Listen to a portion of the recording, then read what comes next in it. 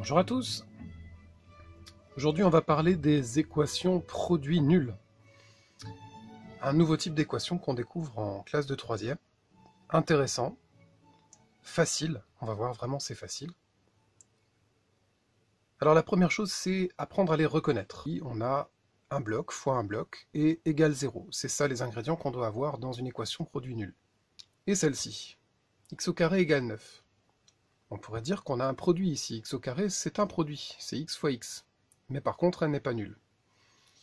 À ranger dans la catégorie autre équation pour l'instant. On apprendra à la résoudre, mais ce n'est pas une équation produit nul, non, ça se voit.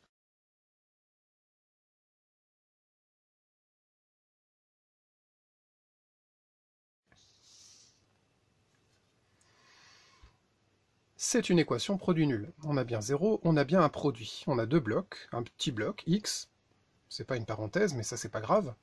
C'est bien quelque chose qui multiplie autre chose. On a bien deux facteurs là-dedans, c'est une équation produit nul.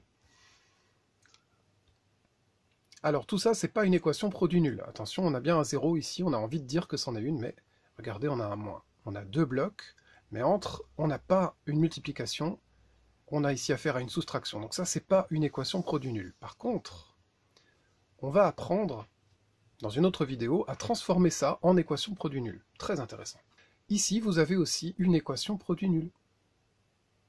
Vous avez ici trois facteurs, et tout ça, ça vaut 0. Et ben voilà, aujourd'hui je vous propose de vous parler de ce qui est à gauche sur ma feuille verte. Et maintenant, qu'est-ce qu'on fait avec? Comment s'en sortir avec des équations qui ont l'air aussi compliquées? Il s'agit de trouver là où les solutions, et ici, si vous vous souvenez de ce qu'on a raconté dans une autre vidéo, le degré de l'équation, ce ne sera pas de degré 1. Pour le savoir, il fallait développer. On avait eu cet exemple, on avait dit c'est du degré 2. Celui-là, rapidement, x fois x, ça fera du x au carré. On va avoir ici un degré 2.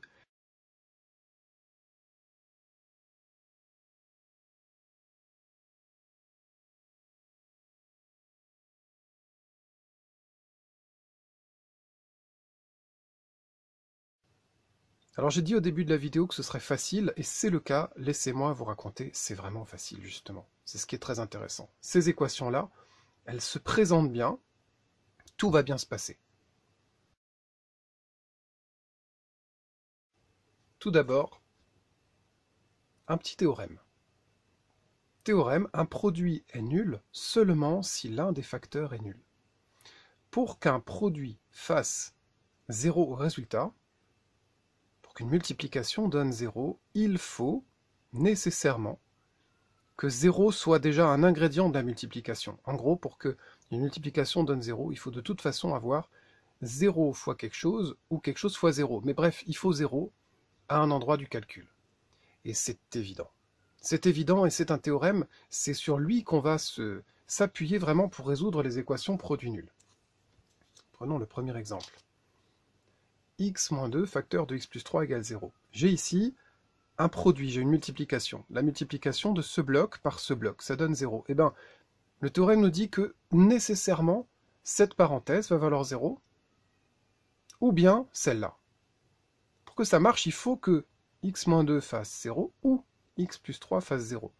X moins 2 égale 0, c'est facile de deviner la réponse. Il faut prendre x égale 2. Pour que ici ça fasse 0, il faut prendre x égale moins 3.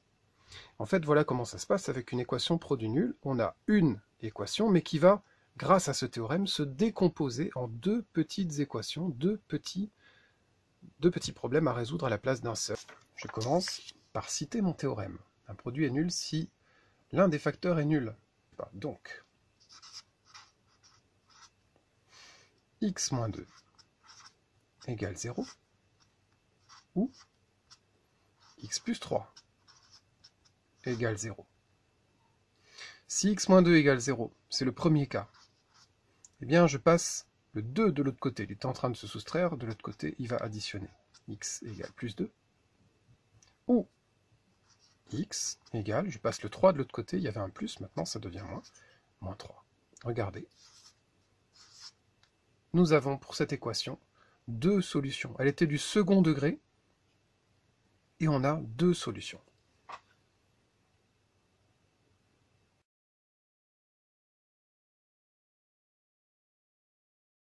Alors on a une façon de l'écrire, habituez-vous au lycée, vous ferez comme ça.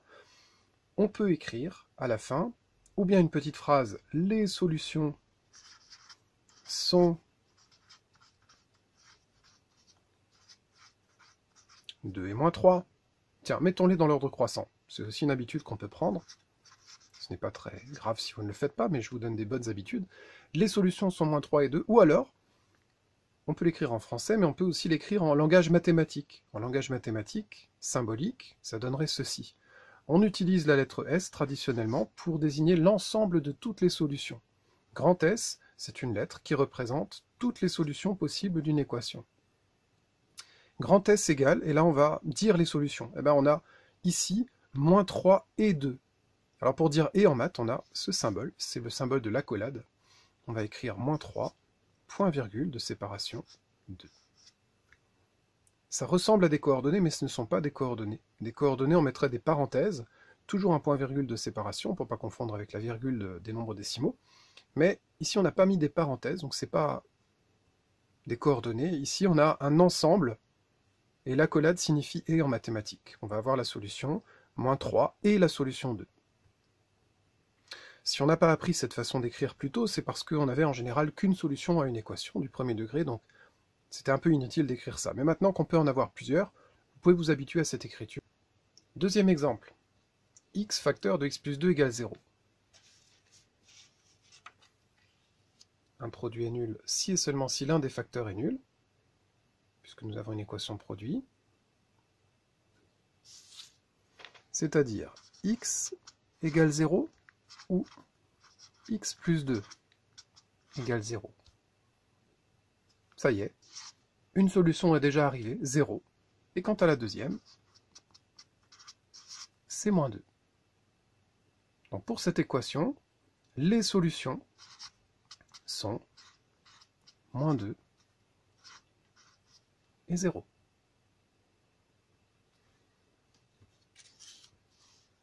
Troisième exemple.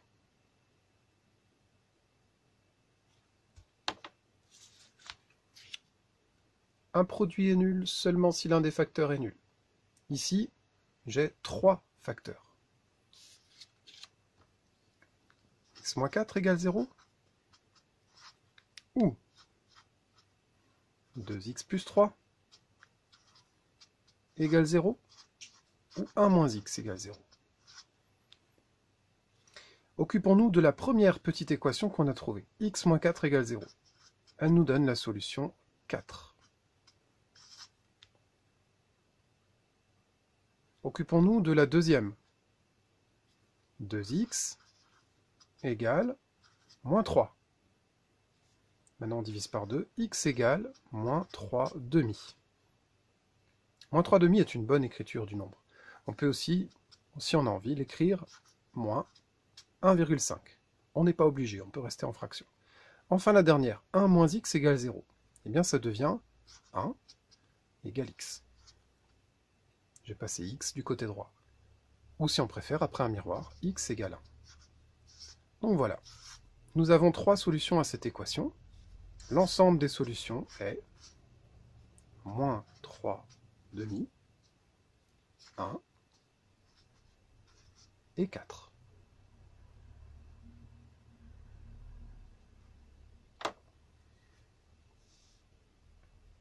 À bientôt!